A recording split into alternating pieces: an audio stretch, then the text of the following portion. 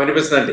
Sir అదే పవన్ కళ్యాణ్ గారి పాత్ర, ఆయన పడ్డ అవమానాలు గతంలో చూసిన పవన్ కళ్యాణ్ గారు, ఇప్పుడు విజయ్ కేతనం ఎగురవేసి రికార్డు సృష్టించిన పవన్ కళ్యాణ్ గారు, ఆ మధ్యలో ఉన్న గ్యాపు, ఆయన మార్చుకున్న ఆ తీరు అవనియండి, లేకపోతే ఆయన ఆలోచన సరళ అవనియండి, ఎలా చూడాలి? ముఖ్యంగా అదే. ఎందుకంటే ఐడియలిజం ఒకటి, ప్రాక్టికాలిటీ ఒకటి. ఈ రెండు కూడా చాలా, ఈ రెండిట్లో కూడా ఎక్కడ కాంప్రమైజ్ అవ్వకుండా ఐడియలిజం దాన్ని ప్రాక్టికల్ దృష్టిలో తీసుకురావాలన్న ఉద్దేశంతో వారు 21 సీట్లకు పరిమితమై మిగతా చోట్ల కూడా తెలుగుదేశం మరియు బీజేపీ క్యాండిడేట్ల విజయానికి వారు పూర్తిగా సహకరించారు. వారి భూమిక ఈ ఎన్నికల విజయంలో చాలా ప్రధానమైనదని మనం చెప్పుకోవచ్చు. అందుకనే మీరు అన్నట్టు మ్యాన్ ఆఫ్ ది మ్యాచ్ గానీ, మ్యాన్ ఆఫ్ ది సిరీస్ గానీ అని మీరు అన్నారు. అందులో వారి భూమిక చాలా ముఖ్యమైనది.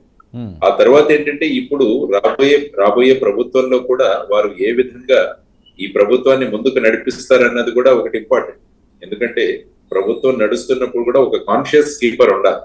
అంటే ఒక వ్యక్తి ఉంటూ మనం ఇవన్నీ చెప్పాం ప్రజలకు, ఇవి చెయ్యాలి అని చెప్పగలిగే ధోరణి, చెప్పగలిగే శక్తి ఉన్నవారు పవన్ కళ్యాణ్.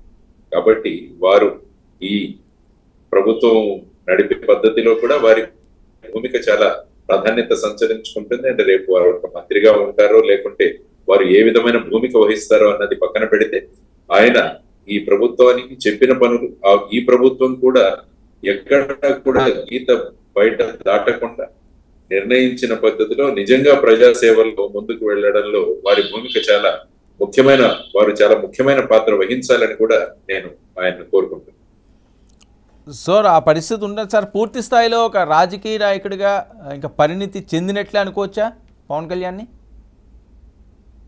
ఎందుకంటే రాజకీయాలు అనేవి మనం ఆ విధంగా తయారు చేసాం. రాజకీయాలు అంటే ఏంటంటే ప్రజాసేవ కోసం పనిచేసేవాడే రాజకీయ నాయకుడు.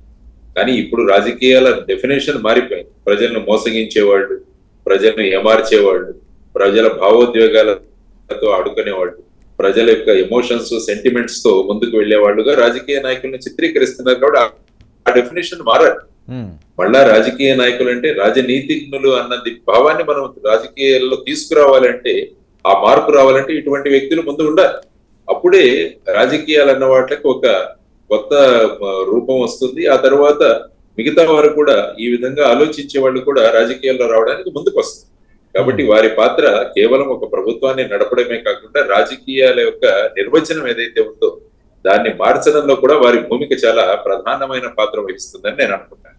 ఓకే సార్, ముద్రగడ పద్మనాభం గారు కాపు ఉద్యమ నేత, ఆయన మళ్ళీ ఒక వీడియో రిలీజ్ చేశారు. ఓకే, ఏదో ఆవేశం మీద చాలా అనుకుంటారు, కానీ ఆయన చాలా సీరియస్గా తీసుకున్నట్టున్నారు. ఒక్కసారి బయట విందాం సార్ ప్లీజ్. పవన్ కళ్యాణ్ గారి గురించి నేను సవాలు విసిరానండి. పిఠాపురంలో ఓడించి పంపుతాం